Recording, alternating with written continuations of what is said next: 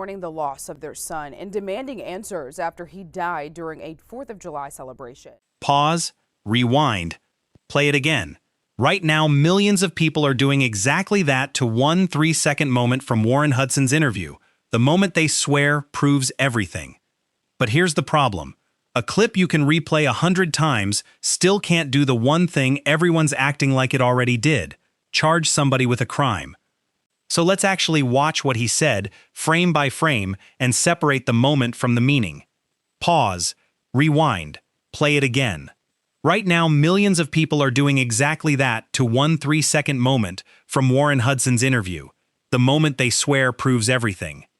But here's the problem. A clip you can replay 100 times still can't do the one thing everyone's acting like it already did: charge somebody with a crime. So let's actually watch what he said, frame by frame, and separate the moment from the meaning. That moment doesn't exist in a vacuum.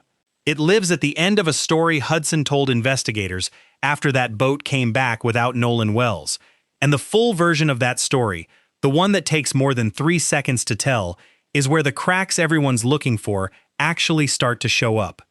According to what Warren Hudson told investigators, the plan that day was simple. A July 4th trip to Horn Island, a sandbar about 12 miles off the Mississippi coast.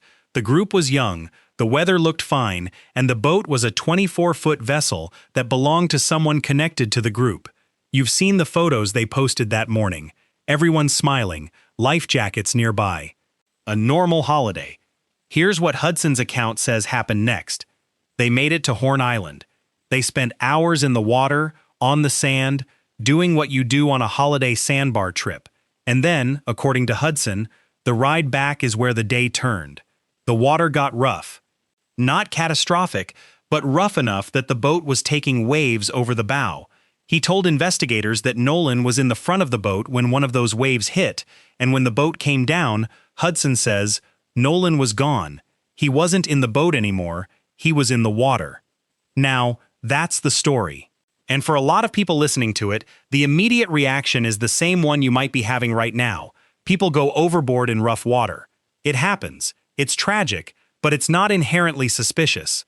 But the reason this case has exploded on TikTok and YouTube isn't the drowning, it's the timeline that follows. According to the account Hudson gave, the group didn't immediately call for help. They turned the boat around. They searched the water themselves, and that search, according to the timeline investigators have laid out, took a meaningful amount of time before any distress call went out. You've seen the comments, you've seen the viral posts asking why. Why didn't they call sooner? Why didn't they call immediately? That's the question that has turned this from a tragedy into a mystery. Hudson's response to that question, in his own words, was that they were trying to find him, that they were panicked, that they thought they could get to him faster than waiting for help to arrive from 12 miles away. And for some people, that answer makes sense. For others, it doesn't. And that split is where the internet's version of this case diverges from the legal one. Here's what the legal record actually shows. The Coast Guard was notified, a search was launched, and on July 6th, 2 days after that boat came back to shore, Nolan Wells' body was found. The official state autopsy was completed, and its findings are currently sealed, pending review by a grand jury. What we do know, according to the independent autopsy performed by Dr. Roger Mitchell Jr., is that the cause and manner of death are undetermined, not homicide, not accident, undetermined. That's the word that matters, because undetermined is not a verdict. It's a placeholder. It means the evidence doesn't yet point one way or the other in the eyes of the medical examiner, and it means the grand jury hasn't finished its work. The district attorney's office has said nothing beyond what the law requires, and that silence is not an admission. It's a legal obligation. So when you see that clip of Warren Hudson replayed 100 times, remember what it actually is. It's one piece of a statement given by a young man who was on that boat, who was questioned by investigators, and who was released. He has not been charged. He has not been named a suspect. Neither have the other people on that boat. The law hasn't finished with this case yet. But here's what the viral clips don't show you. There's a second version of that audio, and it's 20 seconds longer than the original. That second version of the audio is the one that's been playing on a loop across TikTok and YouTube. It's the one where, according to viral posts, you can hear a voice in the background say two things. Is he dead? And later, you killed him. Two phrases, replayed thousands of times, captioned, dissected, turned into the entire argument that this wasn't an accident. Here's what the forensic record actually says about that second recording. According to Robert Freed, a digital forensic expert who examined the enhanced audio, that version runs about 20 seconds longer than the original. It carries a different digital fingerprint, and when Freed looked specifically at the moments where those phrases are supposed to appear, he could not identify them. His professional assessment, according to his analysis, points to something called auditory pareidolia. That's the brain's tendency to take an ambiguous sound and turn it into something recognizable, like hearing your name in a fan's hum. Except here the sound resolves into an accusation. And a retired FBI agent who listened to the original audio heard nothing nefarious in it. No threats, no confession, no hidden admission, just the raw, unaltered recording of a stressful situation on open water. So here's where you are. Two recordings exist. One is original, one is altered. The altered one is the one that went viral. And the phrases that launched 1,000 comment sections appear only in that altered version. The original, according to the experts who reviewed it, contains no such statements. And that gap between what you've heard and what's on the record isn't a small detail. It's the whole story.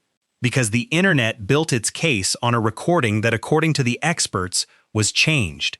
The original interview, the one investigators worked from, doesn't carry those words.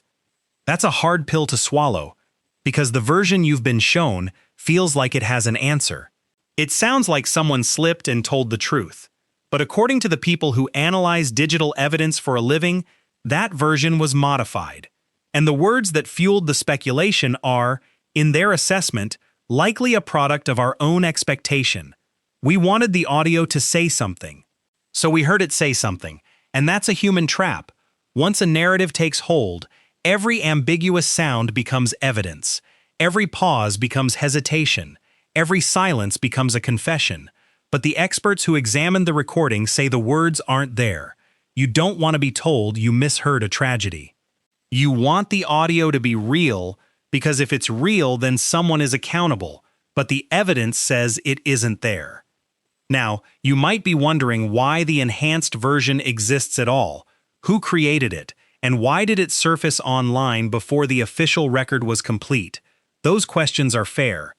And according to what's been made public, there is no evidence that the creation of that enhanced audio involved anyone connected to the case. The people charged in connection with this case so far are not the people on that boat. 3 individuals have been charged with making threats connected to the case, according to officials. None of them knew Nolan Wells. None of them are charged with his death. The charges, according to court records, relate to threats, not to anything that happened on July 4th. So the viral commentary you've seen from high-profile personalities, Brandon Tatum, Nancy Grace, Don Lemon, is not investigation. It's opinion. None of them have an investigative role in this case. And according to officials who have urged the public not to rush to conclusions, the actual evidence is still working its way through the legal system. The grand jury hasn't finished. The state autopsy is sealed. The district attorney's silence is required by law, not a sign of concealment. And the friends on that boat, Warren Hudson, Jax Pitalo, Morgan Seymour, along with Bart Edmiston Jr., who helped with the boat, have all been questioned. All have been released. None have been charged. None have been named as suspects. But there's one more piece of this that nobody seems to talk about, and it's the piece that might change how you hear everything else. That piece is the timeline. Because when you stop listening to the arguments and start lining up the hours, 2 versions of this story emerge. 2 separate, parallel tracks. And they don't line up. Here's the first version, the official one, the one investigators and court records support. On July 4th, according to officials, Nolan Wells joins 3 friends on a boat. They head to Horn Island in the Gulf of Mexico. It's a holiday. Water, sun, a day out. But at some point, something goes wrong. Nolan doesn't come home, and on July 6th, according to officials, his body is recovered. That's roughly 48 hours from departure to discovery. 2 days for a family to wonder, 2 days for friends to search, 2 days for a community to hope. Now here's the second version, the one you've seen on your feed, and it's got a very different clock. In that version, the timeline has a sound, a voice, words, 3 words specifically that people claim they can hear on an enhanced recording. Is he dead? And then, you killed him. Except, according to Robert Freed, the digital forensic expert who examined the enhanced file, that version is about 20 seconds longer than the original. It has a different digital fingerprint, and when he tried to isolate those phrases, the ones fueling all those millions of views, he couldn't identify them. He attributes them to something called auditory pareidolia. That's your brain finding patterns in noise. You've done it. When you hear a song in a fan's hum or a voice in static, your brain wants there to be a pattern, so it creates one. The retired FBI agent who reviewed the original audio? He heard nothing nefarious, according to the record. Nothing at all. So you've got 2 timelines. In one, something criminal happens on that boat. In the other, a tragedy occurs with no clear explanation. And the space between those 2 timelines is filled with speculation. Now here's where the numbers get stubborn. 3 people have been charged in connection with this case, according to officials, but not with anything that happened on July 4th. They're charged with making threats. None of them knew Nolan Wells. None of them were on that boat. According to officials, the threats are the crime, not the outcome. The state autopsy is complete. It's sealed, awaiting grand jury review. The district attorney's office isn't commenting, and according to legal experts, that silence is mandatory. It's not evidence of a cover-up, it's the law.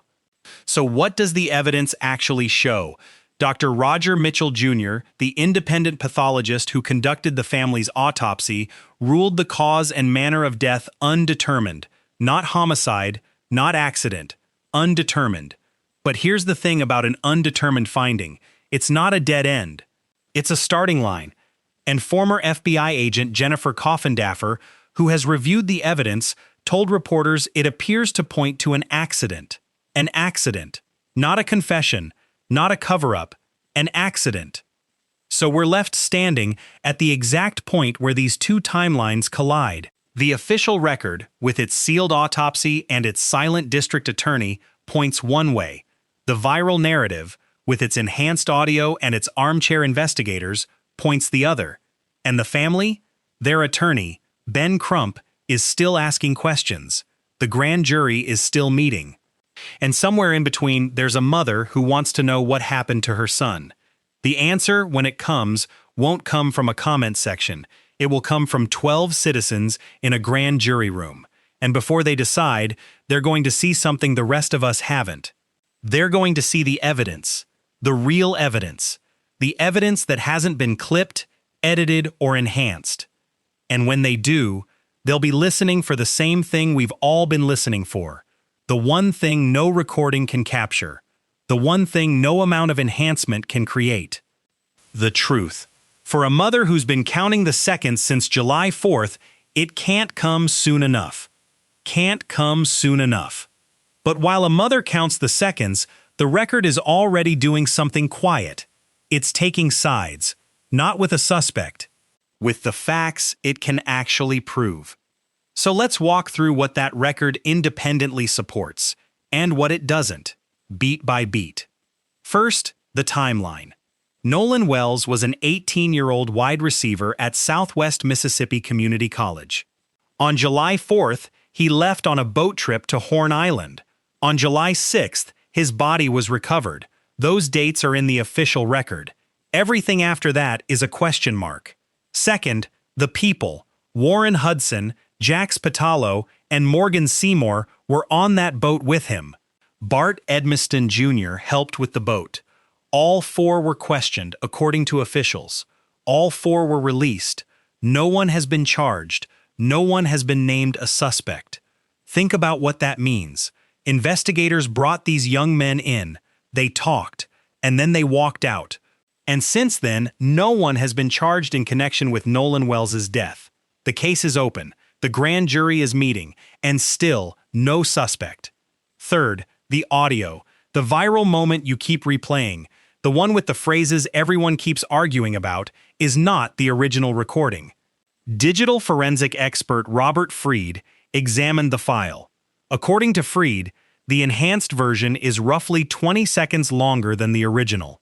It has a different digital fingerprint. He could not identify the phrases themselves. He attributed them to auditory pareidolia, the brain's tendency to hear words that aren't there. In plain language, the clip may be a sound illusion, and the retired FBI agent who reviewed the original audio, according to the record, he heard nothing nefarious in it. Nothing. Fourth, the autopsies. The state's autopsy is complete. It's under seal, awaiting grand jury review. The district attorney is silent because the law requires silence, and the independent autopsy, conducted by Dr. Roger Mitchell Jr., ruled the cause and manner of death undetermined, not homicide, not accident, undetermined. But here's a detail that's easy to miss in the noise. Former FBI agent Jennifer Coffindaffer told reporters the evidence she's reviewed appears to point to an accident. That's not an opinion from a comment section, that's a former federal agent's assessment of the evidence.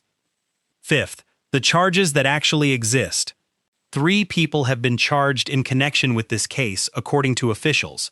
None of them knew Nolan Wells. None of them were on that boat. Their charges involve threats, not his death. So the only criminal charges connected to this case are about words, not about what happened on the water. And against all of that, you have the loudest voices in the room. Brandon Tatum, Nancy Grace, Don Lemon. According to the record, none of them investigated this case. Their claims are opinion, not evidence. And the record, so far, doesn't include them. So officials urge the public not to rush to conclusions. And when you line up what the record actually supports, here's what you get.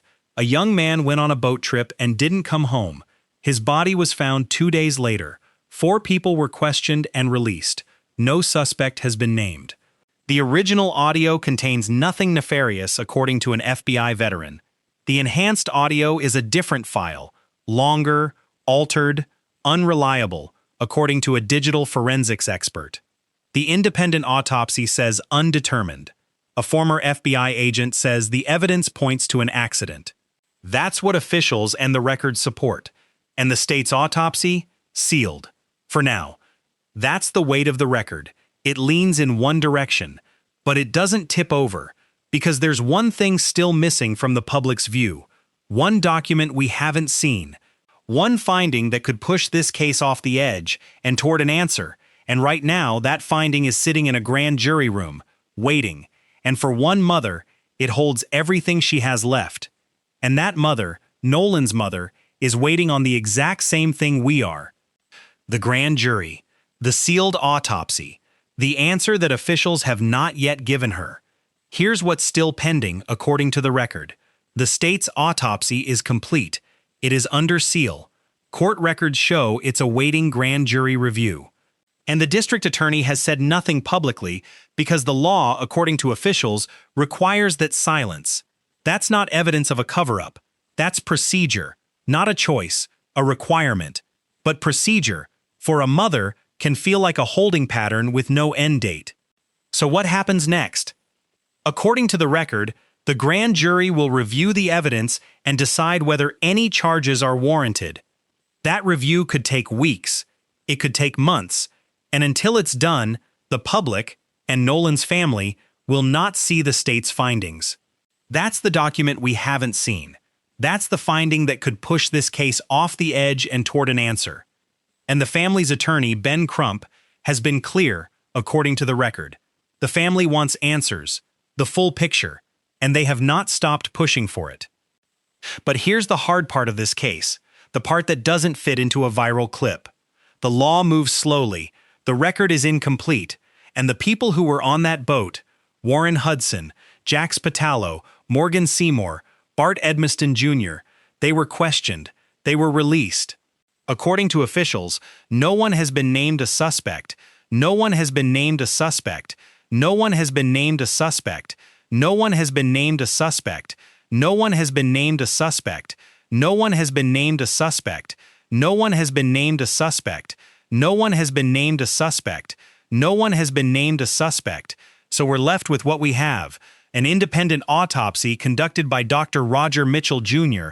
that ruled the cause and manner of death undetermined. A former FBI agent, Jennifer Coffindaffer, who told reporters the evidence appears to point to an accident. An enhanced audio file that digital forensic expert Robert Freed says is longer, altered, and unreliable. A different digital fingerprint, according to his analysis. A retired FBI agent who heard nothing nefarious in the original. And 3 people charged with threats, none of whom knew Nolan, none of whom were on that boat. That's the record. That's the weight of it. And it leans in one direction. But it doesn't tip over.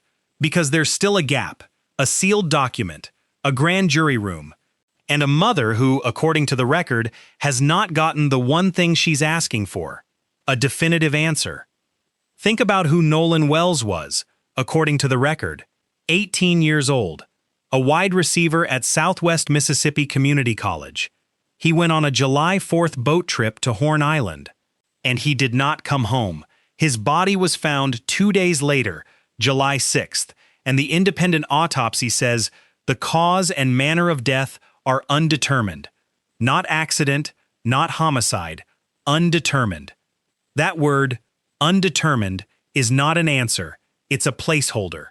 It's the space between what's known and what's sealed, and for his mother, it's the difference between closure and a question that keeps her up at night.